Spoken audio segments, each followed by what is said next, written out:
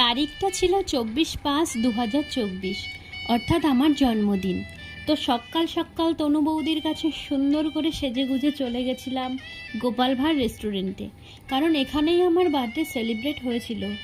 যদিও এবছর নানা কারণের জন্য সেলিব্রেট করব না ভেবেছিলাম, কিন্তু এই যে আমার একমাত্র ছোট্ট বুনু, যার আবদার কখনো ফেলাই যায় না, আর সাথে ছিল তারই কিউট বিচ্ছু ফ্রেন্ডরা ও তাদের সৌরভ দাদা, নাছোড় বান্দা যে দিদি সেলিব্রেট করতেই হবে।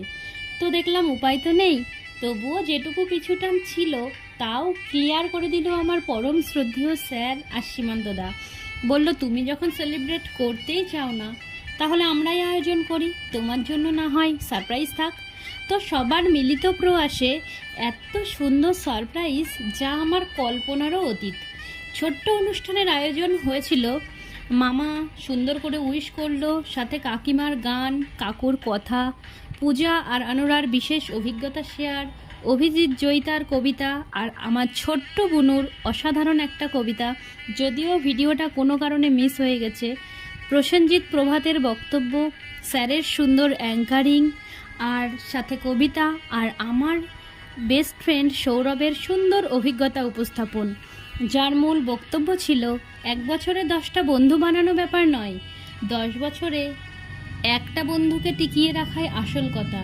তো আমরা তাতে সাকসেস, যদিও নানা রকম নেগেটিভ সিচুয়েশনে পড়তে হয়েছে, তবে আমাদের ফ্রেন্ডশিপটা কিন্তু থেকেই গেছে।